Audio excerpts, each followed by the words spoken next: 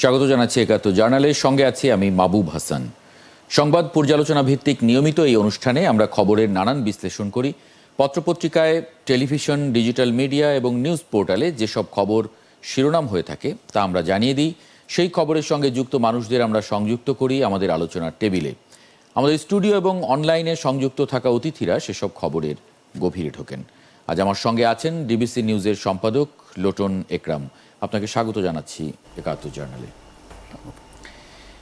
দর্শক, বিভিন্ন সময়ে আমরা খবর পর্যালোচনার জন্য এই অনুষ্ঠানে পর্যায়ক্রমে অতিথিদেরকে সংযুক্ত করি, তাদেরকেও আমরা সে সময়ে আমন্ত্রণ জানিয়ে নেব।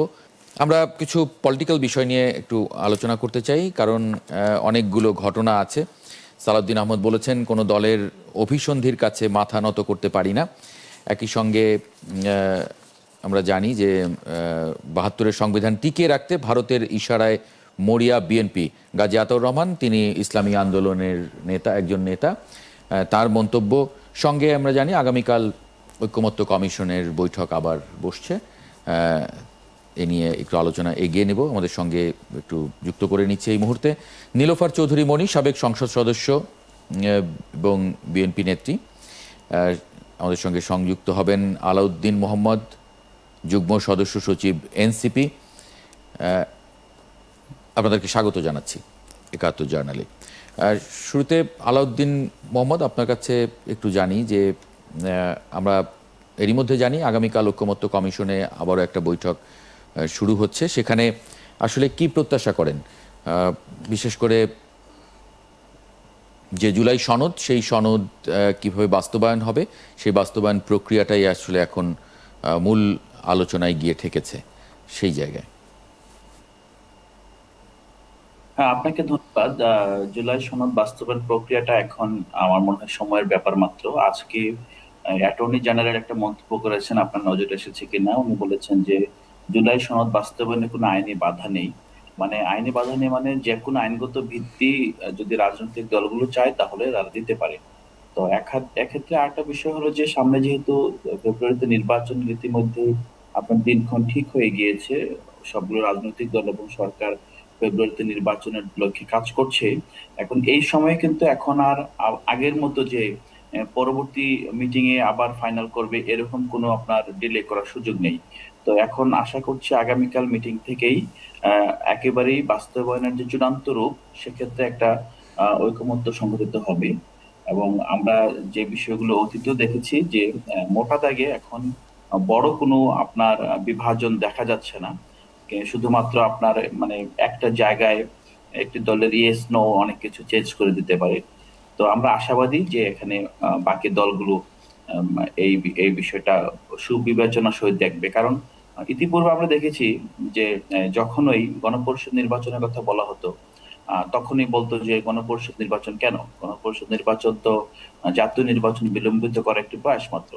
এটা আরো ১ বছর আগেও একই ঘটনায় ছিল যে মূল যুক্তিটা ছিল জাতীয় নির্বাচন বিলম্বিত হবে এবং দেশে একটা আপনার নৈরাজ্যকর পরিস্থিতি সৃষ্টি হতে পারে।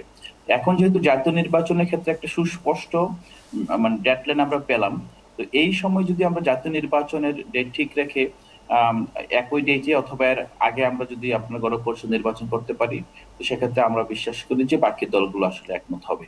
তো সেটা সেই লক্ষ্যে আমরা নেগোসিয়েশন টেবিলে যাচ্ছি। তারপর দেখা যাবে যে আসলে সমঝোতার মাধ্যমে কতটুকু অর্জিত হয়। জি, সমঝোতার সুযোগও আছে। নীলোফার চৌধুরী মণি, আপনি একজন আইনজ্ঞ, সেই জায়গা থেকে সালাউদ্দিন আহমদ বলেছেন যে কোনো একটি আইন অনুযায়ী বৈধ এবং সাংবিধানিক প্রক্রিয়া ছাড়া বাংলাদেশের সংবিধানকে পরিবর্তন করার কোনো অধিকার আমাদের কারো নেই। এমনটা হলে আগামী ২ বছর বা ৫ বছর পরে বারবার এই প্রক্রিয়ায় আবার সংবিধান বদলের দাবি উঠবে বলে তিনি দাবি করেন বা তিনি মনে করেন। কালকে একই প্রশ্ন যদি আপনাকেও করি, কাল ঐকমত্য কমিশনের বৈঠক আবার শুরু হচ্ছে। গুরুত্বপূর্ণ এই কারণে যে অনেকগুলো পেন্ডিং ইস্যু, সেগুলো অনেকে আশা করছেন যে এটা সমাধান হতে পারে। কি প্রত্যাশা করেন? ধন্যবাদ আপনাকে। যারা শুনছেন আমার শুভেচ্ছা, অভিনন্দন। দেখেন, এখানে সালাউদ্দিন সাহেব যেটা বলেছেন, উনি একজন আইনজ্ঞ এবং আইন প্রণেতাও বটে। একের অধিকবার উনি সংসদে ছিলেন।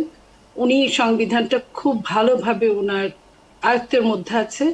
উনি যে কথাটা বলেছেন আমরা এর বাইরে যেতে পারি না, এবং সংবিধানের এই যে বাইরে কোনো কিছু সংযোজন করা এই মুহূর্তে কোনোভাবেই সম্ভব না।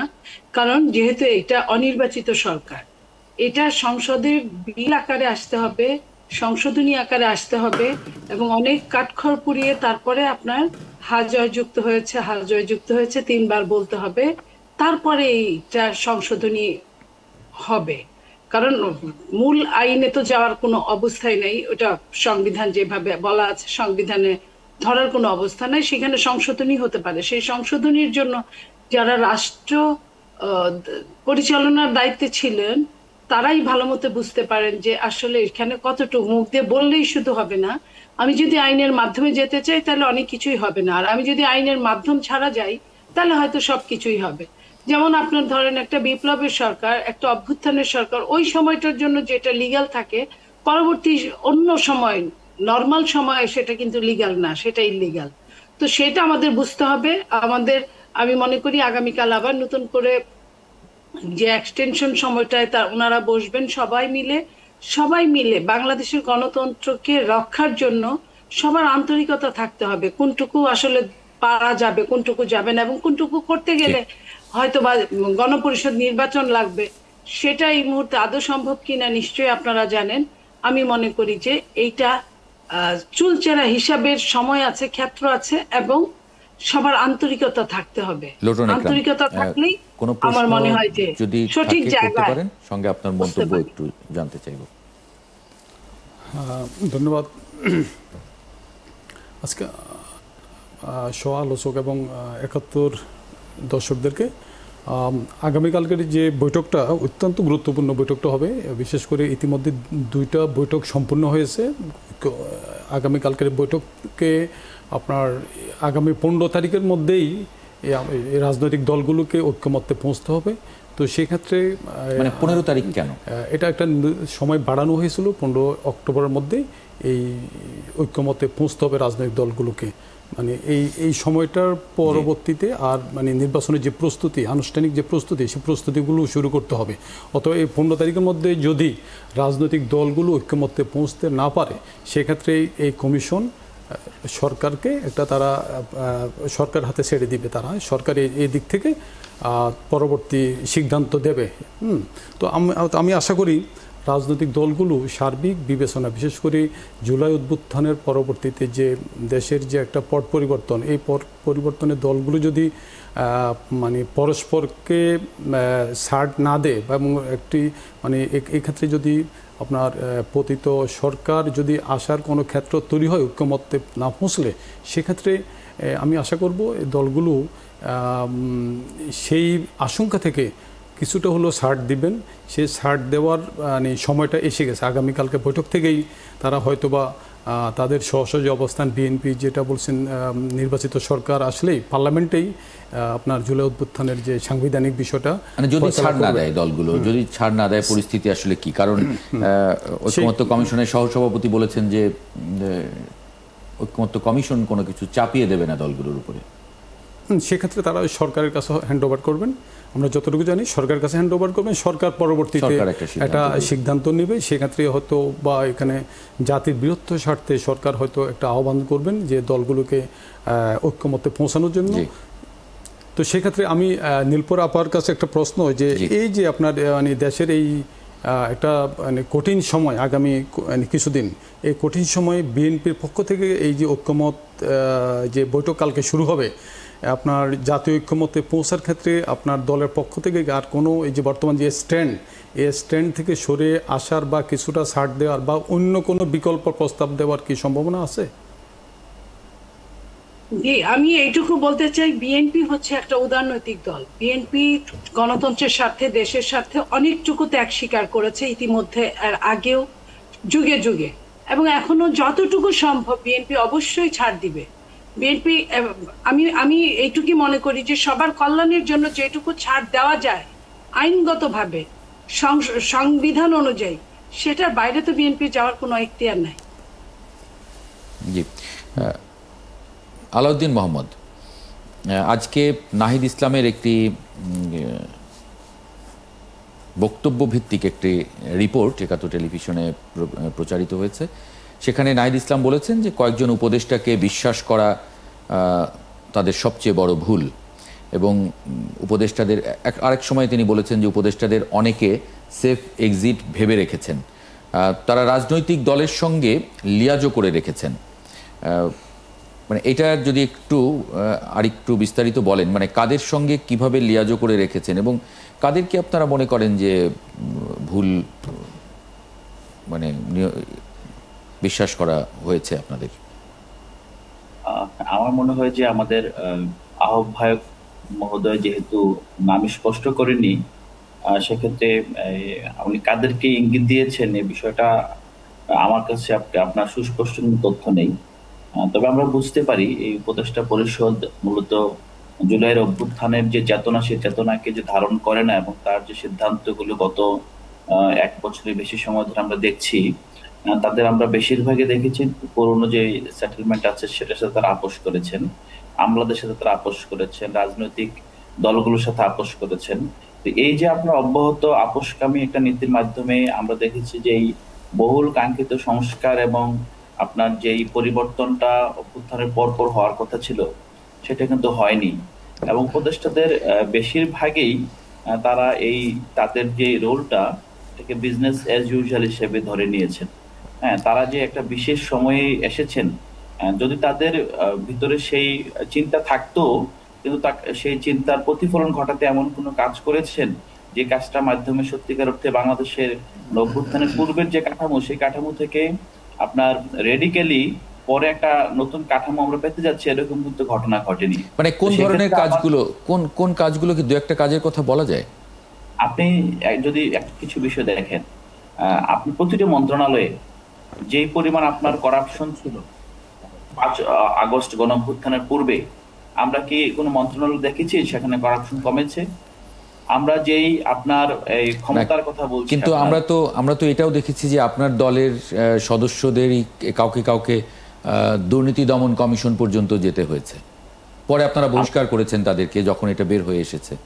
আমার দলের এই পর্যন্ত আমার জানা মতে দলের কোনো সদস্যকে দুদকে ডাকা হয়নি, 1 নাম্বার। 2 নাম্বার হলো, যদি দুদকে এনসিপির কোনো সদস্যকে ডাকা হয়, এনসিপির সদস্য একজন স্বাধীন মানুষ, সালাউদ্দিন সাহেব সে কোনো রাষ্ট্রীয় পজিশনকে আপনার হোল্ড করে না, কিন্তু একজন উপদেষ্টা আপনার এই গণঅভ্যুত্থানের পর সে রাষ্ট্রীয় পজিশন হোল্ড করে শপথ গ্রহণ করার পর তার যে শপথ ভঙ্গ এবং তার যে দুর্নীতি, মানে তার কোনো যদি দুর্নীতি রেকর্ড থাকে, সেটার সাথে তো আপনার মানে একজন স্বাধীন নাগরিকের দুর্নীতি কখনো কম্পারেবল না। এটা হলো দ্বিতীয় পয়েন্ট। তৃতীয় পয়েন্ট হলো যে আমরা বারবার দেখে এসেছি যে আপনার উপদেষ্টা পরিষদের যে কোনো আপনার মন্দ কাজের সবগুলোর দায় আসলে এই ছাত্র নেতা, বিশেষ করে গণঅভ্যুত্থানের যারা প্রথম শ্রেণীর নেতৃত্ব ছিল তাদের তৈরি দলটির উপর বর্তায়, এবং তারা মানে হরে ধরে আসলে এই এজেন্সিগুলোকে সেম করে ফেলে। কিন্তু আপনি তো একটা বিষয় স্বীকার করতে হবে যে এনসিপি একটি আপনার রাজনৈতিক দল, এবং রাজনৈতিক দলের যে সদস্যরা তাদের বাইরে আসলে আমাদের জুরিসডিকশন নাই কাউকে দলের শৃঙ্খলার মধ্যে নিয়ে আসার ক্ষেত্রে। এইটাই স্বাভাবিক, এটা বিএনপির ক্ষেত্রেও হতে পারে, এটা অন্যান্য রাজনৈতিক দলের ক্ষেত্রে সত্য। তো সেক্ষেত্রে উপদেষ্টা পরিষদ এই গণঅভ্যুত্থানের চেতনাকে ধারণ করেনি, এবং উপদেষ্টা পরিষদ যদি কোনোভাবে আপনার রাষ্ট্রীয় যেই সংস্কার কাজ তার উপর দায়িত্ব ছিল সেই সংস্কার করেনি, সেটার সাথে কখনোই আপনি রাজনৈতিক দলের কিংবা তরুণ প্রজন্মের কেউ যদি দুর্নীতিতে জড়িয়ে যায় সেটার সাথে কম্পেয়ার করা যাবে না। এবং যদি কম্পেয়ার করেও ধরেন আপনি তার উপদেষ্টার আপনার যে দায়িত্বহীনতার যে জায়গাটা, অথবা তার যেই দায়িত্ব নেওয়ার পর যে দায়িত্ব পালন করা মানে ব্যর্থতার যে জায়গাটা, সেটা তো কখনোই আপনার জাস্টিফাই করা যাবে না। আমার মনে হয় এটা আসলে মানে এটা এই অ্যানালজিটা সঠিক নয় এবং এটা কম্পারেবল কিছু নয় আর কি। লুটন একরাম, কোনো প্রশ্ন যদি থাকে প্রশ্নটা রেখে আমরা একটু বিরতিতে যেতে চাই। আসলে এটা অনেকটা মানে রাজনৈতিক কৌশল হিসেবে এই ধরনের মানে কিছুদিন আগে মানে আপনার তথ্য উপদেষ্টা মাহফুজ সাহেব যেটা বললেন যে মানে প্রশাসনের অর্ধেক জামাত অর্ধেক বিএনপির ভাগাভাগি করে নিয়েছে। তো আজকে নাহিদ সাহেব বললেন উপদেষ্টাদের কেউ এদিকে লাইন দিয়ে রেখেছেন। এটা আসলে পলিটিক্যাল বক্তব্য, এটা তাদেরকে অনেকটা চাপের মধ্যে রাখার জন্য হয়তো কৌশলগত কারণে এটা বলতে পারেন।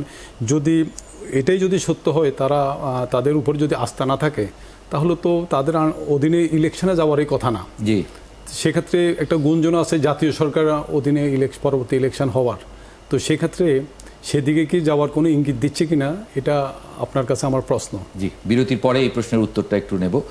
দর্শক, একটা ছোট্ট বিরতি নিয়ে ফিরে আসছি একাত্তর জার্নালে, সঙ্গেই থাকবেন আশা করি। বিরতির পর আরেকবার স্বাগত জানাচ্ছি একাত্তর জার্নালে। দেখে নিলাম দেশের সংবাদভিত্তিক টেলিভিশনগুলোর শিরোনাম। আমরা বিরতির আগে যেটি নিয়ে আলোচনা করছিলাম সেখান থেকে যদি একটু আলাউদ্দিন মোহাম্মদ আপনার কাছে লোটন একরামের যে প্রশ্নটা নিয়ে আমরা বিরতিতে গিয়েছিলাম সেই প্রশ্নের উত্তরটা একটু জানতে চাই। আপনারা মানে একটা ক্ষেত্র তৈরি করছেন কিনা যেটা একটা যাতে ঐক্যমত্যের একটা সরকার তৈরি হয় এবং যার অধীনে নির্বাচন? আমরা মনে হয় যে এই ধরনের যে প্লট, এটা এখনকার সময় থেকেই নয়, এটা অনেকেই চেষ্টা করছে বিভিন্ন সময় থেকে। কিন্তু আমরা 5 আগস্টের পরপর যে জাতীয় ঐকমত্যের সরকার চেয়েছিলাম, যেহেতু ওই সময় আর সেই সরকার বাস্তবায়িত হয়নি, তারপর অন্তর্বর্তীকালীন সরকার শপথ গ্রহণ করে, তারপর কখনোই আমরা দাবি করিনি যে ঐকমত্য সরকার লাগবে। কারণ আমরা মনে করি যে এই অন্তর্বর্তীকালীন সরকার ভেঙে দিয়ে অথবা তাকে কোনোভাবে সংশোধন করে যদি ঐকমত্য সরকার প্রতিষ্ঠিত হয়, তাহলে আমাদের এই গণঅভ্যুত্থানের পরের যে একটা আপাত স্থিতিশীলতার মধ্যে আমরা গণতন্ত্র উত্তরণটা প্রত্যাশা করছি, আমরা একটা নির্বাচনের মাধ্যমে একটা গণতান্ত্রিক সরকার আসবে, সেই প্রক্রিয়াটা বিলম্বিত হতে পারে। হ্যাঁ, এবং এই সরকার তার একটা কমিটমেন্ট আছে, ইতিমধ্যেই নির্বাচন নিয়ে তার শুরু থেকেই কমিটমেন্ট ছিল। আপনি জানেন যে জুন মাসে কমিটমেন্ট ছিল, জুন থেকে এপ্রিলে নেমে আসছেন, এপ্রিল থেকে ফেব্রুয়ারিতে এসেছেন।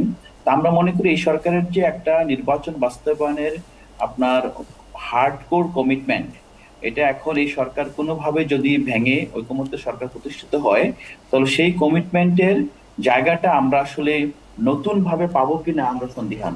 এবং এক্ষেত্রে বাংলাদেশ আসলে সামনের দিকে যাওয়ার পরিবর্তে আবারও পিছনের দিকে যেতে পারে। এবং একই সাথে আপনার যেই জনগণ এখন রাষ্ট্রীয় আপনার যেই উদ্যোগে টেবিলে বসে আপনার ঐকমত্য করার প্রক্রিয়ার উপর আস্থা হারিয়ে আবার রাজপথে নেমে যেতে পারে। সো আমরা আসলে এই ধরনের কোনো হঠকারী সিদ্ধান্ত অথবা হঠকারী পরিণতির দিকে নিয়ে যেতে চাচ্ছি না। যদি সেই পরিণতির দিকে নিয়ে যেতে হতো, তাহলে আমরা গত 6 মাস ঐকমত্য কমিশনের রেডিক্যাল সংস্কারের দাবি নিয়ে বারবার এসে আপনার রাজনৈতিক দলগুলোর কাছে আমরা সমঝোতা করে করে আপনার সংস্কারের যে প্যাকেজগুলোকে আমরা আপনার করতে পারতাম না। আমাদের এখন যে পজিশনটা হলো যে আপনি যে বিষয়টা সালাউদ্দিন আহমেদ বলেছেন, যে তারা আসলে যেই সংবিধানের যে একটা রেফারেন্স 106 নাম্বার রেফারেন্সকে বারবার সামনে নিয়ে আসছে। আপনারা জানেন এবং আইন বিশেষজ্ঞরা বলছেন ঐকমত্য কমিশন যে প্রস্তাব মানে আপনার বিশেষজ্ঞদের মতামত চেয়েছেন, আপনার এখন পর্যন্ত কোনো বিশেষজ্ঞ মতামতেই এই 106 ধারার মাধ্যমে অন্তর্বর্তীকালীন সরকার প্রতিষ্ঠা এবং অন্তর্বর্তীকালীন সরকারের প্রতিষ্ঠার জুরিসডিকশনের মধ্যে আপনার গণপরিষদ নির্বাচন করা যাবে না, নতুন করে আপনার ফরমান জারি করে আপনার অথবা লিগ্যাল ফ্রেমওয়ার্ক অর্ডার জারি করা যাবে না, এই ধরনের কোনো আপনার মন্তব্য এখন পর্যন্ত করা হয়নি, মন্তব্য দেওয়া হয়নি। তো এক্ষেত্রে আমরা মনে করছি যে মানে বিএনপি এখন পর্যন্ত যে অবস্থানটা নিয়েছে, এটা অনেক গোড়া অবস্থান, অনেক সুবিধাবাদী অবস্থান, অনেক আপনার কসমেটিক আপনার সংস্কারের পক্ষে অবস্থান। এবং বরং সালাউদ্দিন সাহেব যে কথাটা বললেন, যদি এবার আপনার গণপরিষদ অথবা নির্বাচনের মাধ্যমে ইয়াটা হয় যে সংবিধান পরিবর্তন হয়, তাহলে 2-4 বছর পর বারবার এরকম পরিস্থিতি তৈরি হতে পারে। বাট উনি এই বিষয়টা আপনার বলছেন না যে 2-4 বছর পর পর গণ অভ্যুত্থান সংঘটিত হয় না। গণ অভ্যুত্থান সংঘটিত হলে গণ অভ্যুত্থানের পর যে অন্তর্বর্তীকালীন সরকার বলেন অথবা আপনার সঠিক যে আপনার গণতান্ত্রিক ধারাবাহিকতা ফিরে আসার পূর্ব পর্যন্ত গণ অভ্যুত্থানকারী শক্তির সমূহ আপনার অধিকার আছে, তার আপনার লেজিসলেটিভ এবং তার আপনার যে জুরিসডিকশন অথবা তার বৈধতা আছে, ম্যান্ডেট আছে আপনার নতুন সংবিধানের দিকে যাওয়ার। তো সেই বিষয়টা আমরা শুধুমাত্র স্পষ্ট করতে চাচ্ছি। ব্যাপারটা এটা না যে আমাদের অবস্থানটা আপনার যে যেমন আপনি দেখেছেন পিআরের জন্য রাস্তা দখল করা কিংবা আপনার ওই যে হুমকি দেওয়া যে এটা হবে না ওইটা হবে না, আমরা কিন্তু এখন পর্যন্ত গড়পড়তা কোনো প্রস্তাব করি না। আমরা সুনির্দিষ্ট, সুস্পষ্ট এবং ফোকাসড গোলের দিকে আমরা গত 6 মাস হেঁটেছি এবং এখন পর্যন্ত আমরা সেই গোলের দিকে যাচ্ছি। এটা এখন বাস্তবায়িত হলে খুবই ভালো, না হলে আমরা এই গোলের প্রেক্ষিতে রাজনীতি করে যাব। জি, আমরা একটু যুক্ত করে নেই মুফতি দেলোয়ার হোসাইন সাকিকে, ঢাকা বিভাগীয় সাংগঠনিক সম্পাদক, ইসলামী আন্দোলন বাংলাদেশ। আপনাকে স্বাগত জানাচ্ছি ৭১ জার্নালে। আপনাদের একজন নেতা আজকে, জি ওয়ালাইকুম আসসালাম, আজকে আপনাদের একজন নেতা গাজী আতাউর রহমান তিনি মন্তব্য করেছেন এই সংবিধানের কারণে বারবার দেশ সংকটে পড়েছে, অথচ সেই সংবিধান টিকিয়ে রাখতে ভারতের ইশারায় বিএনপি মরিয়া। এখানে উনি বলেছেন যে সংবিধানের কারণে বারবার দেশ সংকটে পড়েছে। সংবিধানের মানে বর্তমান সংবিধানের কোন ত্রুটিগুলোকে আপনাদের মনে হয় যে এই ত্রুটিগুলোর কারণে দেশে ফ্যাসিস্ট তৈরি হচ্ছে বা বারবার দেশ সংকটে পড়ছে? ধন্যবাদ টিভিকে এবং সাথে সঞ্চালক এবং আলোচক যারা আছেন তাদেরকে ইসলামী আন্দোলন বাংলাদেশের পক্ষ থেকে আন্তরিক মোবারকবাদ জানাচ্ছি। চমৎকার একটা প্রশ্ন করেছেন আমাদের ইসলামী আন্দোলন বাংলাদেশের মহতরম মুখপাত্র গাজী আতাউর রহমান সাহেবের একটা উক্তি নিয়ে, যাহা সংবিধানের মাধ্যমে সংকট তৈরি হয়েছে, যেটা আমরা বরাবরই বলে আসছি। বিশেষ করে জুলাই সনদের মৌলিক একটা দাবি হলো বাংলাদেশের এই সংবিধান সংস্কার করা। এই দাবিটাও কিন্তু আমরা চেয়েছি। কেন এই সংবিধান সংকট তৈরির পেছনে অনেকটাই দায়ী। কেননা যে কোনো সরকার ক্ষমতায় অধিষ্ঠিত হওয়ার পর সংবিধানটা তাদের দলীয় স্বার্থে অথবা ক্ষমতায় টিকে থাকার স্বার্থে বারংবার পরিবর্তন হয়েছে। যে তত্ত্বাবধায়ক সরকার ছিল না, থাকবে না, আছে, এই যে সংকটগুলো জাতির জন্য তৈরি হয়েছে, বিনা ভোটে পার্লামেন্ট প্রতিষ্ঠা হয়েছে, এগুলো হলো প্রত্যেকে নিজের স্বার্থে অথবা দলীয় স্বার্থে সংবিধানকে পরিবর্তন করেছে। এই জন্য আমরা চাচ্ছি অন্তত দুইটি আদর্শের ক্ষেত্রে, মৌলিক কাঠামোগত বিষয়ে অন্তত সংস্কারের ক্ষেত্রে অন্তত যে কোনো দল একক সংখ্যাগরিষ্ঠতা অর্জন করে নিজেদের স্বার্থে যাতে অন্তত এই সংবিধান পরিবর্তন করতে না পারে, এই জন্য আমরা পিআর এর পদ্ধতি বলেছি, সংবিধানের মৌলিক সংস্কারের কথা বলেছি। প্রত্যেকটা সরকার নিজেদের স্বার্থেই কিন্তু সংবিধানের বিভিন্ন ধারা উপধারা টোটাল কাঠামোটাকে পরিবর্তন করেছে, সেটা আমরা জানি। মানে এখন যে কাঠামোটা পরিবর্তন করার কথা বলা হচ্ছে, মানে কোনো প্রস্তুতি কি নেওয়া আছে আপনাদের যে এই সংবিধানের এই জায়গাগুলো এভাবে বদল করব এবং বা এই সংবিধানের জায়গায় এই সংবিধানটা মানে একটা লিখিত কোনো কাঠামো আপনারা তৈরি করেছেন? এই ক্ষেত্রে ঐক্যমত কমিশনে আমাদের সুনির্দিষ্ট প্রস্তাবনা দেওয়া আছে। সংবিধান সংস্কারের যে কমিশন আছে, এই কমিশনে মৌলিক ধারা উপধারাতে কি সংযোজন বিয়োজন প্রয়োজন আছে, দেশের স্বার্থে, জনগণের স্বার্থে, বাংলাদেশের সংখ্যাগরিষ্ঠ মুসলমানদের স্বার্থে যে ধারাগুলো পরিবর্তন করা দরকার, এটা সুনির্দিষ্ট প্রস্তাবনা আমরা ঐক্যমত কমিশনে দিয়েছি। নির্বাচন এরপর সংবিধান সংস্কার কমিশনকে আমরা দিয়েছি যে ধারাগুলো অন্তত সংস্কার প্রয়োজন। নীলোফার চৌধুরী মনি, 1972 সালে নীলোফার চৌধুরী মনি ওনারা বলছেন যে বিএনপি ৭২-এর এই সংবিধান টিকিয়ে রাখার জন্য ভারতের ইশারায় মরিয়া হয়ে উঠেছে। আপনি কি বলবেন? বিএনপি আমি ভীষণভাবে এটা দুঃখ পাওয়া ছাড়া আর কিছুই করার নাই। কারণ আপনাকে ইন্ডিভিজুয়ালি বলতে হবে একটা সংবিধানে, আমি যেহেতু কিছুদিন এমপি ছিলাম, আমি এই জায়গায় বলতে পারি একটা সংবিধানের প্রবলেমটা কোথায়। পাপকে ঘৃণা করো, কথা আছে না, পাপীকে না।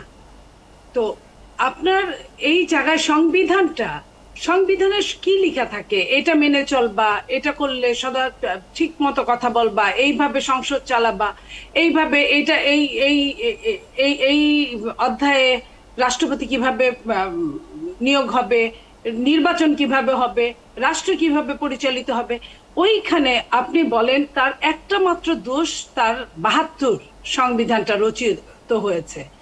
এই সংবিধানের বাইরে যদি সংবিধান রচনা করে কি করবে?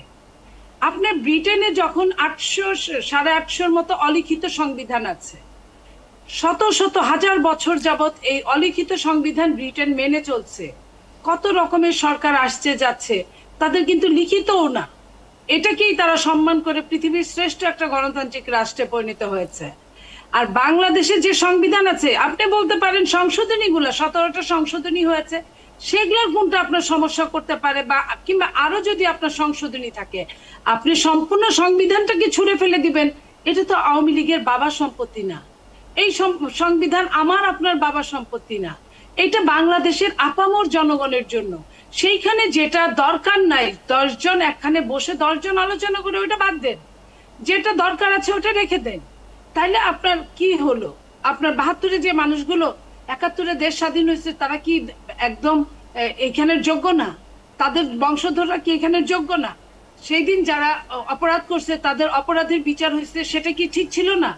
কিংবা অপরাধের বিচার যদি প্রহসনমূলক হয় সেটার জন্য আমরা কথা বলতে পারি, কিন্তু আপনার সংবিধানের জন্য এখানে মাথা ব্যথার জন্য তো আমি মাথা কেটে ফেলতে পারি না। আমার কথা হচ্ছে যেটুকু দরকার বিএনপি বিএনপি তো দূরের কথা, আমি যাদেরকে মৌলবাদ হিসেবে যারা প্রতিষ্ঠিত বাংলাদেশে তারাই কিন্তু পাশের দেশের মৌলবাদদের সঙ্গে সম্পর্ক, তাদেরই কিন্তু সকাল বিকাল বৈঠক হয়, তাদের সময়ে কিন্তু অনেক কিছু যাচ্ছে আসছে আমরা দেখছি। আমাদের সঙ্গে ওই সম্পর্কটা কখনোই ছিল না, এখনো না। যদি থাকতোই তাহলে 15.5 বছর শেখ হাসিনা এরকম করে নির্বাচন ছাড়া একটা সরকার চলতে পারতো না, এরকম করে জনগণকে ব্লাব দিয়ে চলতে পারতো না যদি আমাদের সঙ্গে সম্পর্ক হতো। এটার জন্য কথায় কথায় কেউ তকমা লাগাবে, এটা কিন্তু একদমই ঠিক না। তকমা না লাগায় আসেন, আমরা আলোচনা করে কোনটাকে আপনাদের খারাপ লাগে, সেটা যদি আপামর জনগণের খারাপ লাগে তাহলে সেটা সংশোধন হবে। এখানে বাতিল বলতে কোনো শব্দ নাই, এখানে সংশোধন হবে। কারণ 54 বছরের ইতিহাসে বাতিলের মতো সংবিধানের কোনো জায়গায় আমার প্রত্যেকটা লাইন পড়া আছে, আমি কোনোখানে এটা আমার মনে হয় নাই যে এই লাইনটা বাদ দিয়ে দিতে হবে। আমার মনে হয়েছে হ্যাঁ সংযোজিত হতেই পারে সময়ের প্রেক্ষাপটে, আপনার যেটা যে এনভায়রনমেন্ট অনুযায়ী সংযোজিত হতে পারে, কিছু বিয়োজিত হতে পারে, সেটার জন্য আপনি সম্পূর্ণ সংবিধান ছুঁড়ে ফেলে দিবেন, আরেকটা সংবিধান আপনি সরকার ছাড়া গঠন করবেন, এটা কিন্তু বাংলাদেশের প্রেক্ষাপটে এটা কোনোভাবেই সম্ভব না। আর ওই সংবিধান ধরা ছোঁয়া ছেঁড়া এগুলার কোনো অপশন নাই ওইখানে। জি, নীলুফার চৌধুরী মনি। ধন্যবাদ। এটা আসলে রাজনৈতিক কৌশলের অংশ হিসেবে ইসলামী আন্দোলনের নেতা এই বক্তব্যটা দিয়েছেন বলে আমি মনে করি। বিশেষ করে উনি যে ৭২-এর সংবিধানের কথা বলেছেন, এটা কিন্তু বিগত 17 বছর কিন্তু তারা এই দাবিটা করেননি। হঠাৎ করে এই সংবিধান পরিবর্তনের এই যে বিশেষ করে এটা ভারতের কথা বলা হচ্ছে, তো ওনারাই যেটা এখন মনে করে যে আওয়ামী লীগ ভারত মানে ঘেঁষা ভারতের সমর্থিত সরকার, তো আওয়ামী লীগের কাছে এই দাবিটা এতদিন করেননি কেন? তো এখন এটা সম্ভবত ওনারা রাজনৈতিক একটা স্ট্যান্ড, বিশেষ করে ওনারা যে একটা জোট করেছেন সেই জোটের রাজনৈতিক কৌশল হিসেবে এই দাবিটা সামনে এনে থাকতে পারেন, এটাই বিশ্লেষণ আপনি মনে করেন। মুফতি দেলোয়ার হোসেন সাকি, আপনারা 17 বছর এই দাবিটি করেননি। ধন্যবাদ। জি, আলহামদুলিল্লাহ, মৌলিক একটা প্রশ্ন করেছেন। আসলে এই দাবিটা আমাদের ইসলামী আন্দোলন বাংলাদেশের প্রতিষ্ঠা লগ্ন থেকে এই দাবিটা আমাদের আছে। আমাদের প্রতিষ্ঠাতা যিনি আছেন যে রহমতুল্লাহ আলাই, চমৎকার একটা কথা বলেছেন, পরিবর্তন চায়। অর্থাৎ বাংলাদেশের ৭২-এর যে সংবিধান আছে, বাংলাদেশের প্রত্যেকটা সচেতন মানুষ মনে করবে ৭২-এর সংবিধানের মৌলিক নীতিগুলো একটা আরেকটার সাথে সাংঘর্ষিক। যেমন 4টা মূলনীতি: জাতীয়তাবাদ, ধর্মনিরপেক্ষতাবাদ, পুঁজিবাদ ও সমাজতন্ত্র বা গণতন্ত্র। এই যে প্রত্যেকটা দর্শন একটা আরেকটার সাথে সাংঘর্ষিক। এই জন্য এরকম যদি সাংঘর্ষিক নীতি দিয়ে বাংলাদেশ পরিচালিত হলে তাহলে বাংলাদেশের এই সংবিধানের মাধ্যমে জাতি এবং জনগণ উপকৃত হবে না। এই জন্য আমাদের একেবারে সূচনা লগ্নে, দলের সূচনা লগ্নে একটা দাবি ছিল, সেটা হলো শুধু নেতা নয়, নীতির পরিবর্তন চাই। নীতি হলো বাংলাদেশের সংখ্যাগরিষ্ঠ মানুষের ভাব, বোধ, বিশ্বাসকে সামনে রেখে একটা সংবিধান রচিত হওয়া প্রয়োজন ছিল। ৭২-এ ভুল করেছি তাই বলে এখন শুধরানোর সময় নেই, তাই না। ২৪-এর গণ অভ্যুত্থানের পর পুরাতন বন্দোবস্ত বাদ দিয়ে বাংলাদেশের মানুষের চাহিদার প্রেক্ষিতে ধর্মপ্রাণ মানুষের বোধ এবং বিশ্বাসকে সামনে রেখে অবশ্যই সাংঘর্ষিক নীতিতে না, সুন্দর একটা গ্রহণযোগ্য নীতি, সার্বজনীন একটা নীতির মাধ্যমে এই সংবিধান হতে পারে। সংবিধান তো এরকম না যে পরিবর্তন হবে না, ইতিপূর্বে 17 বার পরিবর্তন হয়েছে। আমরা যদি দেশের স্বার্থে, জনগণের স্বার্থে আমরা যদি সংবিধান সংস্কার করি, নীতি আদর্শগুলোকে ঠিক করে, আপনি সংখ্যাগরিষ্ঠ মানুষের কথা বলছেন, মানে মাধ্যমে আমরা যদি একটা সমন্বয় করি তাহলে মুফতি দেলোয়ার হোসেন সাকি মানে আপনি বলছেন সংখ্যাগরিষ্ঠ মানুষের মতের ভিত্তিতে এটা করতে হবে, মানে নতুন বন্দোবস্ত, নতুন সংবিধান, সংখ্যাগরিষ্ঠতা আসলে কিসের ভিত্তিতে নির্ধারণ হবে? সংখ্যাগরিষ্ঠতা আমি বলি ইতিপূর্বে যেমন এই সংবিধানের সংকটটা আমি বলি না, মানে আমি আর পরিষ্কার ধারণা চাই আপনার কাছে, একটা পরিষ্কার ধারণা চাই মানে এই সংখ্যাগরিষ্ঠতা কিসের ভিত্তিতে? সেটা কি ধর্মের ভিত্তিতে, ভোটের ভিত্তিতে, না কিসের? হ্যাঁ, আমি বাংলাদেশের মানুষ সংখ্যাগরিষ্ঠ মুসলমানদের নীতি আদর্শ ভোট বিশ্বাসের সাথে সাংবিধানিক পদ্ধতি বাংলাদেশের জনগণ মানবে না। আচ্ছা, অন্য নাগরিকদের কি হবে তাহলে? অন্য যে 10% সর্বশেষ ইসলাম সার্বজনীন, ইসলামের যে মৌলিক নীতিটা আসলেই আমরা যারা বাংলাদেশের মুসলমান আছি আমরা ভালোভাবে রক্ষা করতে পারিনি। ভারত উপমহাদেশের দীর্ঘ 800 বছর পর্যন্ত ইসলামী সাম্রাজ্য ছিল, 5 বছরের জন্য না। অন্যান্য ধর্ম অবলম্বীরা ইসলামের ছায়াতলে আশ্রয় নিয়েছিল, কারণ ইসলামটাকে আমরা আসলে রাজনৈতিক দর্শন হিসেবে গ্রহণ করতে পারি নাই, অথবা ব্যাখ্যাটা আমাদের কাছে স্পষ্ট না। যার কারণে আমরা ইসলামটাকে মনে করি সংখ্যাগরিষ্ঠ মুসলমানদের নীতি আদর্শ হলে অন্যান্য ধর্ম অবলম্বীদের ক্ষতি হবে, অথবা যারা ইসলামের অনুশীলনী বিশ্বাসী না তাদের জন্য ক্ষতি হবে না, আমরা সেটা বিশ্বাস করি না। না, মানে আপনি এটা মনে করছেন, কিন্তু অন্য ধর্মের যে মানুষরা আছে তাদের সঙ্গে আপনারা কথা বলেছেন কিনা? আপনি হয়তো একভাবে মনে করছেন, ওনারা হয়তো অন্যভাবে মনে করতে পারেন। মানে বাংলাদেশের একজন নাগরিকও, মানে বাংলাদেশের সংবিধান যা বলে যে একজন নাগরিকের অধিকারও আপনি ক্ষুণ্ণ করতে পারবেন না, সেই জায়গায় তাদের সঙ্গে কি আপনারা কথা বলে বলছেন, নাকি আপনারা নিজেরা মনে করছেন? এই জন্য এটা দায়িত্বটা হলো যিনি সংবিধান সংস্কার কমিটি যেটা আছে, কমিশন যেটা আছে, সেটা সকল ধর্মাবলম্বীদের সাথে বৈঠক করবে, রাজনৈতিক দলগুলোর সাথে বৈঠক করবে, সামগ্রিক বিষয়টা পরামর্শ করে তারপরে বাংলাদেশের সংবিধানের মৌলিক নীতি আদর্শ ঠিক করবে, ধারা উপধারা সেটাই কার্যকর করতে হবে। সবার সাথে মতামতের ভিত্তিতে, রাজনৈতিক দলগুলোর সাথে আলোচনার ভিত্তিতে পরিবর্তন হতে পারে। এটা যে পরিবর্তন হবে না বা করা যাবে না, এখানকার সাংগঠনিক নীতি আদর্শগুলো বিদ্যমান রেখে আমাদের বাংলাদেশ পরিচালনা করতে হবে, এই নীতিটা আমরা, এই বক্তব্যের সাথে আমরা একমত না। এটা পরিবর্তন হতে পারে জাতির জন্য। সংবিধান কেন? সংবিধান জনগণের জন্য, সংবিধান মানুষের মৌলিক অধিকার, সংবিধানটা মানুষের সাম্য মানবিক মর্যাদা। আমি যেটা বলছিলাম এর আগে, যে গত 17 বছর যে আওয়ামী লীগের আমলে এই দাবিটি সামনে আনেননি কেন আপনারা, এই যে 72 সংবিধান পরিবর্তনের বিষয়টা?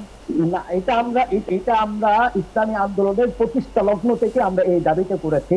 বাংলাদেশের এই সংবিধান বাংলাদেশের মানুষের চাহিদার প্রেক্ষিতে রচিত হয়নি। এই জন্য আমাদের মরহুম শেখ রহমতুল্লাহ আলাইহি, পীর সাহেব চরমনায় তিনি ইন্তেকাল করেছেন, আমাদের প্রতিষ্ঠাতা আমির, তিনি বরাবরই বলেছেন এই সংবিধান পরিবর্তন করতে হবে। তিনি বলেছেন শুধু নেতা নয়, নীতির পরিবর্তন চায়। এই নীতি মানে ওনারা এই দাবি একদম জন্মলগ্ন থেকেই করছেন, এটা বলেন, যে কারণে এই 17 বছর জন্মলগ্ন থেকেই করার প্রয়োজনীয়তা নেই, কারণ এই দাবি আরো আগে থেকেই তারা করে এসেছেন, সেইভাবে হয়তো আন্দোলনে নামেননি। আলাউদ্দিন মোহাম্মদ, আপনার একটা মন্তব্য আশা করব আলোচনার এই পর্যায়ে। মন্তব্যটা নিয়ে আমি একটা বিরতিতে যেতে চাই। আলাউদ্দিন মোহাম্মদ। আমার কাছে মনে হয়, সরি আমি নাম মনে করতে পারছি না, আমাদের যে সাংবাদিক ভাই যে প্রশ্নটি করেছেন মুফতি সাহেবকে, 17 বছর আসলে কেন দাবি করেননি? 17 বছর আপনার এখানে নির্বাচন নেই, আপনার মানুষের কথা বলার স্বাধীনতা নেই, বড় বড় রাজনৈতিক দলগুলো ফেল করেছে, আপনার এখানে আওয়ামী লীগের কাছে কি দাবি করবে? আপনার আওয়ামী লীগের কাছে কি দাবি করার কোনো বিষয়? আওয়ামী লীগ যখন সব ছেড়ে ছুড়ে পালিয়ে গেল, পুরো সংসদ কিংবা পুরো রাষ্ট্রকে আপনার একটা অরক্ষিত অবস্থায়, সেই সময় হলো যে বাংলাদেশের সত্যিকার অর্থেই জনতার বিজয় হলো, তখন দাবি আসলো যে না, আসলে এই গঠনতন্ত্রে যে সরকার দেশ চালাতে পারে, নির্বাচন না করে দেশ চালাতে পারে, তারপর ধরেন আপনার এই নতুন ভাবে যদি এই গঠনতন্ত্র সংবিধান বলছি পরিবর্তন, মানে নতুন ভাবে না লেখা যায়, তাহলে ভবিষ্যতে এরকম আরো অনেক শাসক আসবে যারা এটাকে রিপিট করবে। এটার মূল দাবিটা হলো জনগণ আসলে রায় দিয়ে গেছে 5 আগস্টে। গত 17 বছরে রায় দেয় নাই, 17 বছরের রায়ের জন্য জনগণ প্রস্তুত হচ্ছিল, সো আপনি যদি বলেন যে যে আসলে আপনাকে কতল করে আসছে তার কাছে আপনি চাইবেন, দরখাস্ত করবেন, সেটা তো হয় না। আপনার আওয়ামী লীগের কাছে চাওয়ার কোনো প্রশ্নই আসে না। আওয়ামী লীগ এই সংবিধানকে ফ্যাসিস্ট একটা সংবিধান করে, এই সংবিধান থেকে ৫ম সংশোধনী বাতিল করে, এই সংবিধান থেকে আপনার ৯০-এর ৩ জোটের রূপরেখার ভিত্তিতে যে ঐকমত্য হয়েছিল, সেটার যে তত্ত্বাবধায়ক সরকার পদ্ধতি ছিল সেটাকে বাতিল করে আপনার ওই যে বিচারপতি সিনহাকে লাথি মেরে দেশ থেকে বের করে দিয়ে সংবিধানের তো ১২টা আওয়ামী লীগ বাজিয়ে গিয়েছে। তো আওয়ামী লীগের কাছে আসলে সংবিধানের আপনার দাবি করাটা একটা অমূলক ছিল।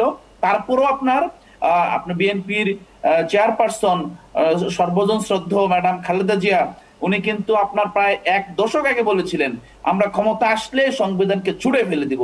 কিন্তু দুর্ভাগ্য হলো বিএনপি এখন যে রাজনীতি করছে, এই রাজনীতি আসলে বিএনপির যে প্রতিষ্ঠাতা এবং বিএনপির যে সর্বজন শ্রদ্ধ নেত্রী, তার যে দর্শন, রাজনৈতিক দর্শন, সেই দর্শনের সেই মতবাদের রাজনীতি বিএনপি করছে না এবং বিএনপিকে এটার জন্য ভুগতে হবে। এবং আমরা যে ভয়টা পাচ্ছি যে বিএনপি তো একা ভুগবে না, পুরো জাতি কিনে ভুগবে। তো এই জন্য আসলে আমরা চাচ্ছি বিএনপির সুমতি হোক। বিএনপি এই বিষয়টাকে একেবারে আপনার যেই এক্সট্রিম জায়গা থেকে, যে আপু যেটা বললেন আপনি সংবিধান পড়েছেন, তো সংবিধান পড়ার বিষয় না। আপনি সংবিধানের ধারা উপধারা সব মুখস্থ করে ফেললেই জনগণের সাথে যে আপনার জনগণের চুক্তি, রাষ্ট্রের সাথে জনগণের চুক্তি, এই চুক্তি আপনার কিভাবে নির্ধারিত হবে, এটার জন্য সংবিধান পড়তে হয় না, এটার জন্য আইনজ্ঞ হতে হয় না, এটার জন্য রাষ্ট্র বুঝতে হয়। এটার জন্য বিশ্বের অপর রাষ্ট্রগুলো কিভাবে গণপরিষদের মাধ্যমে তাদের জাতীয় আশা আকাঙ্ক্ষার পরিবর্তনের সাথে সাথে তাদের সংবিধান পরিবর্তন করতে, সেটা বুঝতে হয়। মনির মন্তব্য একটু নেব আমি এই প্রসঙ্গে। আপনি অনেকগুলো প্রসঙ্গ তুলেছেন, নিশ্চয়ই ওনার কোনো বক্তব্য থাকবে। একটা ছোট যদি মন্তব্যটা নিয়ে নেই আমি এখন একটু ১ মিনিটে, যদি নীলোফার চৌধুরী মনি। আমি আসলে বলতে চাচ্ছি যে কথাটা বললেন নিজের মধ্যে থাকাটা ভালো, অন্য দল নিয়ে কথা বলার আগে ভালো করে ওটা স্টাডি করা দরকার। দেশনেত্রী বেগম খালেদা জিয়া যেটা নিয়ে বলছিলেন ছুঁড়ে ফেলে দেওয়া হবে, সেটা হলো তত্ত্বাবধায়কের যখন রায় হয়েছিল তখন এটা কিন্তু সংশোধনী, এটা কিন্তু কোনো সরাসরি কোনো ওইখানে সংবিধান না। সংশোধনীকে বলেছিলেন যে বিএনপি ক্ষমতায় আসলে এটাকে ছুঁড়ে ফেলে দেওয়া হবে, যেটা তত্ত্বাবধায়কটাকে বাতিল করেছিল। সেটা নিয়ে কি যদি মানে উল্টা মিনিং বোঝানো হয় তাহলে খুব দুঃখজনক। আর আমি যেটা বলেছি সেটা আঙ্গুল দিয়ে বুঝাতে হবে প্রত্যেকটা সংবিধানের ধারা ধরে ধরে যে এটা এই দেশের জন্য এই মুহূর্তে প্রযোজ্য না, কেন, কিভাবে এবং কখন থেকে, এবং কেন প্রযোজ্য না এটার ডেফিনেশন গুলো আমরা ধারা বিবরণী আকারে জানতে চাই।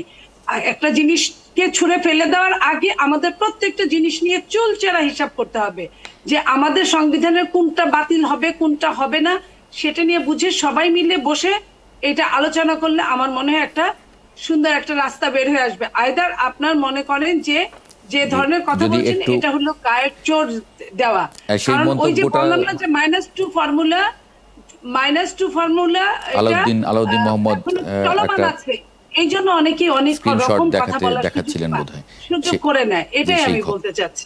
জি, সেই খবরটি দেখাচ্ছিলেন, যে খবরে নিয়ে আসলে মন্তব্য। অনেক ধন্যবাদ নীলোফার চৌধুরী মনি, আলাউদ্দিন মোহাম্মদ এবং মুফতি দেলোয়ার হোসাইন সাকি, আপনাদের ধন্যবাদ ৭১ জার্নালে আজকে যুক্ত হবার জন্য। দর্শকের পর্যায়ে একটা বিরতি নেব, বিরতির পরে আমরা এসে আলোচনা করতে চাই সেফটি ফাউন্ডেশন, রোড সেফটি ফাউন্ডেশনের একটি স্ট্যাটিস্টিক্স দুর্ঘটনা প্রসঙ্গে, সড়কে, মহাসড়কে, রেলে, এটা নিয়ে একটু কথা বলবো। একটা ছোট্ট বিরতির পরে ফিরে আসছি, সঙ্গে থাকবেন আশা করি। বিরতির পরে আরেকবার স্বাগত জানাচ্ছি ৭১ জার্নালে। এই পর্যায়ে আগামীকাল যে পত্রিকাগুলো আপনার হাতে পৌঁছবে, সেই ছাপা পত্রিকাগুলোর সংবাদ শিরোনাম একটু দেখে নিই। শুরুতেই যুগান্তর, বেস্ট হোল্ডিংয়ের ভয়াবহ জালিয়াতি, ৩৫০০ কোটি টাকা আত্মসাৎ। আমাদের সময় বাংলাদেশ ভারত যাত্রীবাহী রেলে কাটেনি স্থবিরতা। বণিক বার্তা, যুক্তরাষ্ট্রকে দেয়া প্রতিশ্রুতির মতোই শুল্ক সুবিধা চায় জাপান। দৈনিক ইনকিলাব, নির্বাচন ঘিরেই সব তৎপরতা, প্রশাসন, অর্থনীতি, রাজনীতি সবখানেই ভোটের হাওয়া। সংবাদ প্রতিদিন, গুপ্ত স্বৈরাচার নিয়ে বিতর্ক। The daily observer, the poor pay highest price, Bangladesh tops Asia in mobile cash out charges.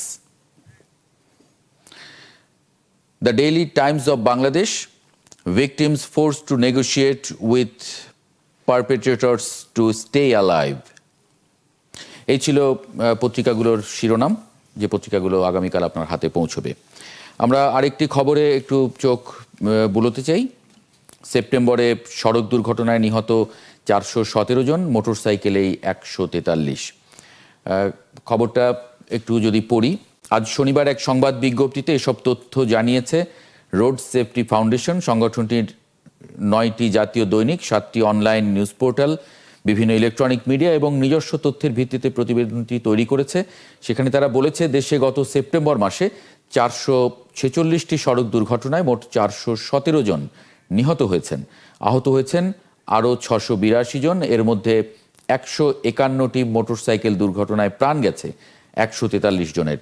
Motorcycle দুর্ঘটনার হার 33.87% এবং নিহত মানুষের হার 34.29%। একটু যুক্ত করে নেব জনাব সাইদুর রহমান, নির্বাহী পরিচালক, রোড সেফটি ফাউন্ডেশন।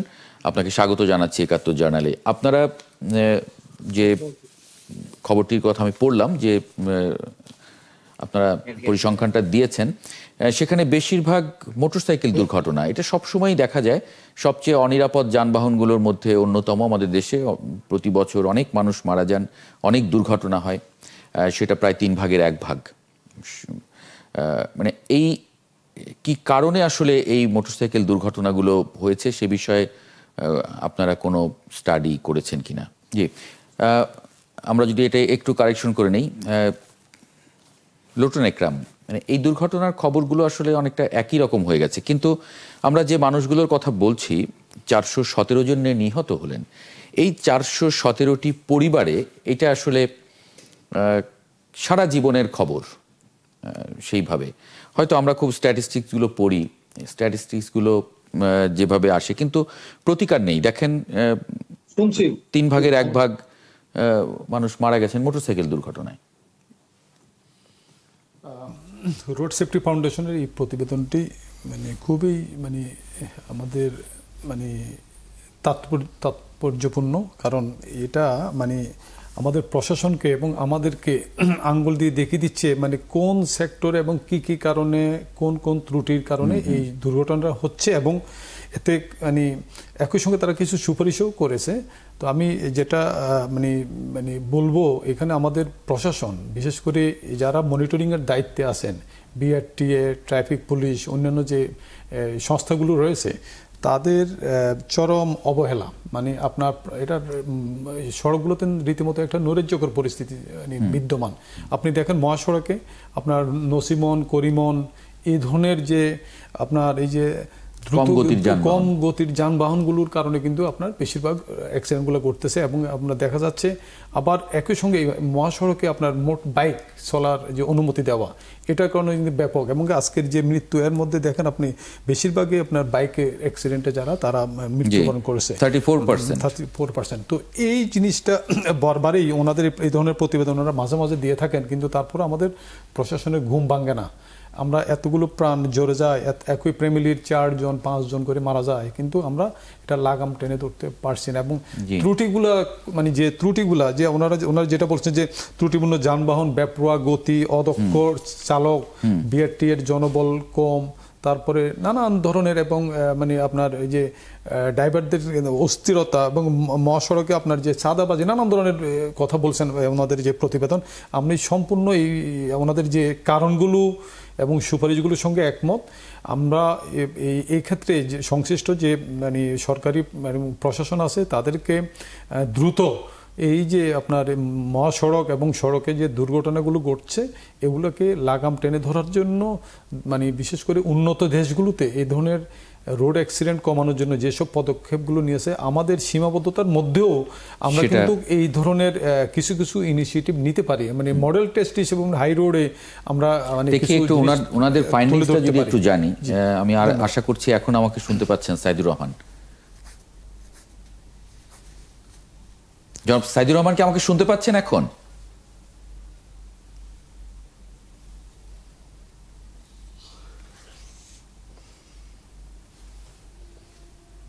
জি জনাব সাইদুর রহমান, শুনতে পাচ্ছেন? না, আমার আমার মনে হয় এখন কি শুনতে পাচ্ছেন?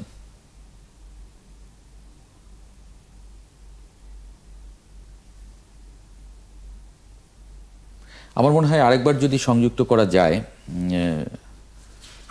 তাহলে আমরা একটু চেষ্টা করি, কারণ অনেকগুলো বিষয়ে একটু ওনার কাছ থেকে আমার একটু জানার আছে।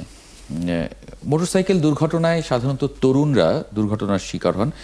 নানান মানে বেশিরভাগ ক্ষেত্রেই অনেকের, বিশেষ করে মোটরসাইকেলের চালনার লাইসেন্স থাকে না, বয়স কম থাকে, নানান ধরনের। আর সবচেয়ে বড় কথা, মানে এই প্রশ্নটা কি করা যায় কিনা লোটন একরাম, যে মোটরসাইকেল আমরা কেনার ক্ষেত্রে দেখি মোটরসাইকেল তো আসলে নিজস্ব বাহন, এর কোনো ড্রাইভার থাকে না। সুতরাং যিনি মোটরসাইকেল কিনছেন তিনি মোটরসাইকেলের নিশ্চয়ই চালাতে পারেন বলেই কিনছেন, তার আসলে ড্রাইভিং লাইসেন্সটা থাকা দরকার কিনা? অবশ্যই অবশ্যই ড্রাইভিং লাইসেন্স থাকা উচিত। আর এখানে আপনি যেটা বলেন যে ওই যে মানে বয়স, এই যে আপনি দেখবেন বেশিরভাগ মানে রোড অ্যাক্সিডেন্টের ক্ষেত্রে মানে অতি মানে গতিতে গাড়ি চালানো, সেটা আপনার মানে আপনার বাস ট্রাকও আছে, একই সঙ্গে বাইক যারা চালান, যেসব ইয়াং ছেলে মেয়ে বা ছেলেরা, সেখানে তারা কিন্তু অতিরিক্ত গতিতে কিন্তু হাই রোডে গাড়িগুলো চালান। তো সেক্ষেত্রে গতি নিয়ন্ত্রণ করার জন্য যে প্রযুক্তি নির্ভর আমরা অ্যাপস ব্যবহার করতে পারি আমাদের সরকারি সংস্থাগুলো। যেমন আমরা উন্নত দেশগুলোতে যেটা দেখি, হাই রোডে যেটা যখন গাড়ি চলে তখন দেখা যাচ্ছে আপনার স্পিড গান ব্যবহার করে। স্পিড গান তো আমাদের দেশেও ব্যবহার হয়, একটু যদি পেয়েছি বোধহয় ওনাকে পেয়েছি। সাইদুর রহমান, আপনি আপনাদের যে ফাইন্ডিংস, সেখানে আসলে মোটরসাইকেল দুর্ঘটনার কারণগুলো আপনারা কি মানে পেয়েছেন? কারণ যতগুলো স্ট্যাটিস্টিক্স আপনারা দিয়েছেন তার মধ্যে মোটরসাইকেল দুর্ঘটনায় 3 ভাগের 1 ভাগ। দেখুন, মোটরসাইকেল একক সড়ক দুর্ঘটনায় এককভাবে সবচেয়ে বেশি প্রাণহানি ঘটনা করতে মোটরসাইকেল দুর্ঘটনায়। বাংলাদেশে টোটাল যে মোটরযান আছে তার 71% হচ্ছে মোটরসাইকেল, টোটাল মোটরযানের।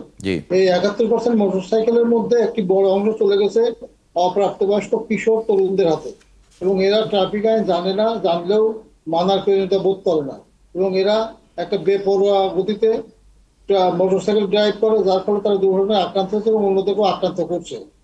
মোটরসাইকেল দুর্ঘটনার ক্ষেত্রে শুধুমাত্র বেপরোয়া মোটরসাইকেল চালানো দায়ী না, এর পাশাপাশি যে পণ্যবাহী যানবাহনগুলো আছে, দ্রুত গতির যানবাহনগুলো আছে, সেগুলোও বেপরোয়া চলছে, তারাও কিন্তু চাপা ধাক্কা দিয়ে মোটরসাইকেলকে আক্রান্ত করছে। সব মিলিয়ে মোটরসাইকেল নিজে যেমন দুর্ঘটনার ক্ষেত্রে দায়ী হচ্ছে, তেমনি যাত্রীবাহী এবং পণ্যবাহী বেপরোয়া যানবাহনের চাপা ধাক্কাতেও মোটরসাইকেল আক্রান্ত হচ্ছে। সব মিলিয়ে মোটরসাইকেলের আক্রান্তের সংখ্যাটা সবসময় বেশি হয়ে যাচ্ছে। মানে মোটরসাইকেলের পরে দেখা যাচ্ছে থ্রি হুইলারের যাত্রী। টেকসই পরিবহন কৌশল দরকার, মোটরসাইকেলকে নিরুৎসাহিত করতে হবে, কিন্তু মানুষের যাতায়াতের তো উন্নত বিকল্প ব্যবস্থা করতে হবে, সেটা তো আমরা করছি না। এই যে টেকসই পরিবহন কৌশল না থাকার কারণে সড়ক দুর্ঘটনা কোনোভাবে রোধ করা যাচ্ছে না। আমরা শুধুমাত্র সরকারের যে সংশ্লিষ্ট প্রতিষ্ঠানগুলো আছে তারা সবসময় পরিকল্পনা প্রণয়ন করতে ব্যস্ত, তারা মানে কমিটি গঠন এবং সুপারিশ তৈরি, এর মধ্যেই ঘুরপাক খাচ্ছে, কাজের কাজ কিছু হচ্ছে না। জি, অনেক ধন্যবাদ সাইদুর রহমান যুক্ত হবার জন্য আজকে ৭১ জার্নালে। দর্শক, এই পর্যায়ে একটা বিরতি নেব, বিরতির পরে আলোচনা করতে চাই বাজার পরিস্থিতি নিয়ে। অনেক পণ্যের দাম বেড়ে গেছে, বিশেষ করে কাঁচা মরিচের দাম ৩০০ টাকা ছাড়িয়ে গেছে। বিরতির পর আরেকবার স্বাগত জানাচ্ছি ৭১ জার্নালে। এই পর্যায়ে একটু আলোচনা করতে চাই। বিরতির আগে যেমন বলছিলাম যে একটা হেডলাইন্স, লাগামহীন সবজির বাজারে কাঁচা মরিচের ট্রিপল সেঞ্চুরি। যদি একটু খবরটা দেখি, সপ্তাহ ব্যবধানে রাজধানীর বাজারে আরও বেড়েছে শাকসবজির দাম। বেশিরভাগ সবজি বিক্রি হচ্ছে ৮০ টাকার উপরে, আর প্রতি কেজি কাঁচামরিচের জন্য গুনতে হচ্ছে ৩০০ টাকার বেশি। যুক্ত করে নেব রেজাউল করিম সিদ্দিক, বাজার বিশ্লেষক। আপনাকে স্বাগত জানাচ্ছি ৭১ জার্নালে। রেজাউল করিম সিদ্দিক, মানে এই সময় এসে হঠাৎ করে সবজির দাম বাড়ার আসলে কি কারণ? ৮০ টাকার নিচে কোনো সবজি পাওয়া যাচ্ছে না। ধন্যবাদ। আসলে যদি আমরা একটু দেখি যে আসলে কি হঠাৎ করে বেড়েছে, আপনি যদি বিশ্লেষণ করেন বিগত সময়গুলোতে, যখনই নাকি আমাদের আবহাওয়ার কোনো প্রতিকূলতা দেখা যায়, অর্থাৎ প্রচন্ড গরম কিংবা প্রচন্ড বৃষ্টি বা প্রচন্ড ঠান্ডা এরকম যে প্রতিকূলতা দেখা যায়, তখনই কিন্তু আসলে এই সমস্ত জায়গাগুলোতে এক ধরনের প্রভাব পড়ে। যদিও এগুলো অনেক ক্ষেত্রে অনেকে মনে করেন অজুহাত, কিন্তু অজুহাতের কিছু অংশ থাকলেও এটা কিন্তু বাস্তব। যে যেমন ধরেন যে গত কয়েকদিনে যে প্রচন্ড বৃষ্টি হয়েছে বিভিন্ন জায়গাতে, সেখানে কিন্তু মরিচের ক্ষেত তলিয়ে গেছে।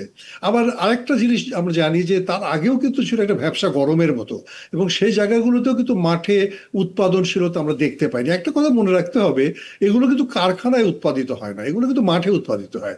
আর মাঠের উৎপাদনের ক্ষেত্রে যে প্রাকৃতিক পরিবেশ, সেটা কিন্তু একটা ফ্যাক্টর, এবং এটাই একটা প্রধান বিষয়। আরেকটা জিনিস এর মধ্যে যেটি কাজ করেছে, আমরা জানি যে আমরা কিন্তু অনেক পণ্যই বিদেশ থেকে আমদানি করি, তার মধ্যে কাঁচা মরিচও কিন্তু অন্যতম। এবং বিগত সময়গুলোতে আপনি জানেন যে দুর্গাপূজার কারণে আমাদের বর্ডারগুলো বন্ধ ছিল, বর্ডার ট্রেডিং বন্ধ ছিল, এবং সে কারণেও কিন্তু আমরা ভারত থেকে বা অন্যান্য জায়গা থেকে যেগুলো আমাদের কাঁচা মরিচ আসার কথা, বিশেষত ভারত থেকেই, সেটা কিন্তু আসেনি। তো এক ধরনের প্রাকৃতিক প্রতিকূলতা, আরেকদিকে সাপ্লাই চেইনে কোনো ধরনের বাধা সৃষ্টি হওয়া বা কোনো রকমের বিপত্তি সৃষ্টি হওয়া, সেটা তো বাজারের উপরে এক ধরনের প্রভাব পড়ে, এবং আমাদেরকে এটা মেনে নিতে হবে। কারণ সবটাই এটা সবজির বিষয় মেনে নিলাম যুক্তি, কিন্তু খাসির মাংস 120, গরুর মাংস 800 টাকা, এছাড়া 1 কেজি ওজনের ইলিশ 2400 থেকে 2500, আবার আমার সহকর্মী পেছন থেকে বলছেন 3200 টাকা, প্রতি কেজি বোয়াল 750 থেকে 900 টাকা, কোরাল 800, 850, এমনকি কাচকি মাছ সেটাও 650 টাকা কেজি। মানে এগুলো, আমি যদি এগুলো বলি, এগুলো নিশ্চয়ই এগুলোর পেছনে যে কারণগুলো বিদ্যমান সেটা আপনারা নিজেরাই জানেন। যে আমরা আগে যখন 1 লক্ষ টন ইলিশ উৎপাদন করতাম, সেই ইলিশ বাজারে আসতো। এখন 5 লক্ষ টনের মতো ইলিশ উৎপাদন করি, সেটা কি বাজারে আসছে? একসাথে আসছে না, কিন্তু যখন ধরা পড়ছে তখন সেগুলো কিন্তু বাজারে আসছে না। আসলে সেগুলো তখন চলে যাচ্ছে বিভিন্ন জায়গায় বিভিন্ন রকমের স্টকে, এবং স্টকে যাওয়ার কারণে এগুলো কিন্তু বাজারে যখন ক্রাইসিস সৃষ্টি হচ্ছে, তখনই সেই ইলিশ বা সেই ধরনের মাছগুলো কিন্তু বাজারে দেওয়া হচ্ছে। সো আমরা এভাবে বলতে পারি যে এই সমস্ত জায়গাগুলোতে কিছু অ্যাক্টর কাজ করেন, যে অ্যাক্টরের কারণে আমরা আসলে বাজারে সাপ্লাই চেইনটা দেখতে পাই না, এবং আমরা ওই রকম ভাবে যে মানে এটা বৈধ কিনা এই যে স্টকে চলে যাওয়া বা সাপ্লাই চেইন ইন্টারাপ্ট করা। আমার কথা হচ্ছে যে বাজারে আমার খেয়াল করে দেখেন, যখন নাকি আমার চাহিদার তুলনায় বেশি উৎপাদন হবে, তখন আমি নিশ্চয়ই কিছু স্টক করব, কারণ সেটা না হলে তো আমার মাছটা নষ্ট হয়ে যাবে। কিন্তু যখন আমার চাহিদা রয়েছে, বাজার যথেষ্ট পরিমাণে অ্যাবজর্ব করতে পারে, ক্রাইসিস তৈরি করার জন্য স্টক করা, এটা তো অবশ্যই বৈধ না। এবং নিশ্চয়ই সেই জায়গাগুলোতে আমরা আমাদের একটু দেখার ব্যাপার আছে। কারণ আমি গতকালও বলেছিলাম যে উৎপাদনের জায়গাগুলোতে আমরা যথেষ্ট রকমের সক্ষমতা অর্জন করেছি, কিন্তু সাপ্লাই চেইন ম্যানেজমেন্টের জায়গায় এবং বাজার ব্যবস্থাপনার জায়গায় আমাদের দক্ষতাটা তুলনামূলকভাবে অনেক কম। এবং এই জায়গাগুলোতে নানা রকমের চক্র এবং নানা রকমের সিন্ডিকেটের কথা বলি, সেটা কাজ করছে। এবং এটা কিন্তু একটা বড় কথা যে সিন্ডিকেট কেন থাকবে, এবং আমরা সিন্ডিকেটের কথা বলি, সরকারও সিন্ডিকেটের কথা বলে, তাহলে তাদেরকে কি চিহ্নিত করতে পারে না? আসলে তারা তো সাধারণ মানুষ, তারা হচ্ছে শক্তিশালী মানুষ। এই প্রশ্নে যদি একটু যুক্ত করি, লোটন একরাম, আপনাকে চিহ্নিত করতে পারে না? ধন্যবাদ রেজাউল করিম ভাই, খুবই গুরুত্বপূর্ণ যে বাজার সিন্ডিকেটের কথা বলেছেন। এই বাজার সিন্ডিকেট সরকার আসে, সরকার যায়, এটা রাজনৈতিক সরকার আসে, আরেকটা রাজনৈতিক সরকার আসে। দেখা যায় একটি দলের মানে সমর্থকরা এই যে বাজার সিন্ডিকেট আপনার নিয়ন্ত্রণ করে, পরবর্তী যে সরকার ক্ষমতা আছে সে সরকারের মানে সমর্থক হয়ে তারাই আবার একটু বাজার নিয়ন্ত্রণ করে সিন্ডিকেট। এখন কিন্তু একটা আপনার দেখা যাচ্ছে এখন কিন্তু অন্তর্বর্তীকালীন সরকার, এখন কিন্তু এই বাজার সিন্ডিকেটটা ভাঙ্গার মতো একটা উপযুক্ত সময়। কিন্তু আমাদের আইনশৃঙ্খলা বাহিনীও এই সিন্ডিকেটের সঙ্গে জড়িত থাকার কারণেই কিন্তু এই সিন্ডিকেটটা ভাঙ্গা যাচ্ছে না। আপনি দেখেন এই যে ভাই যেখানে বললো যে আমাদের মানে উৎপাদন যথেষ্ট আমাদের, কিন্তু আমাদের বাজার ম্যানেজমেন্টটা মানে আমাদের ত্রুটি এবং সিন্ডিকেটের কারণেই কিন্তু আমাদের আজকের এই যে আপনার দেখা যাচ্ছে উৎপাদন কস্ট যেখানে আপনার 50 টাকা, সেখানে আজকে আমাদেরকে কিনতে হচ্ছে আপনার 300 টাকা কাঁচামরিচ। তো এখন এই যে 5 গুণ 10 গুণ বেশি দামে কিনতে হচ্ছে আপনার। এই জায়গাটায় আমাদের বাজার ব্যবস্থাপনায় এই ত্রুটি, এই সিন্ডিকেট, এই যে আমাদের এই যে নৈরাজ্য, এটা রীতিমতো এই নৈরাজ্যের হাত থেকে আমাদের এই যে গ্রাহকদেরকে, আমাদের বক্তাদেরকে রক্ষা করার জন্য সরকার এবং সরকারি সংশ্লিষ্ট যে দপ্তরগুলো রয়েছে তাদেরকে আরো মানে তৎপর হওয়া দরকার এবং তাদেরকে আইনের প্রয়োগ যেখানে যেটা শক্তভাবে করা দরকার এখানে বাজারের যে একটা মূল্য বেঁধে দিতে পারেন, যেটা আপনার এটা তো আছে বেঁধে দেওয়া অনেক ক্ষেত্রে অনেক মূল্যের ক্ষেত্রে আছে, এবং উৎপাদন খরচ থেকে এটা রাজধানীতে আসতে কত টাকা খরচ হয় সেটা যোগ করে দিয়ে একটা পার্সেন্ট লাভ ধরে কিন্তু বাজার মূল্যটা দেওয়া উচিত, কিন্তু এখানে সে ধরনের কোনো তৎপরতা নেই। অনেক ধন্যবাদ লোটন একরাম এবং রেজাউল করিম সিদ্দিক, আপনাদের দুইজনকে যুক্ত হবার জন্য ৭১ জার্নালে। দর্শক আপনাদেরকেও ধন্যবাদ। আগামীকাল একই সময়ে ৭১ দেখার আমন্ত্রণ রইল, সঙ্গেই থাকবেন আশা করি।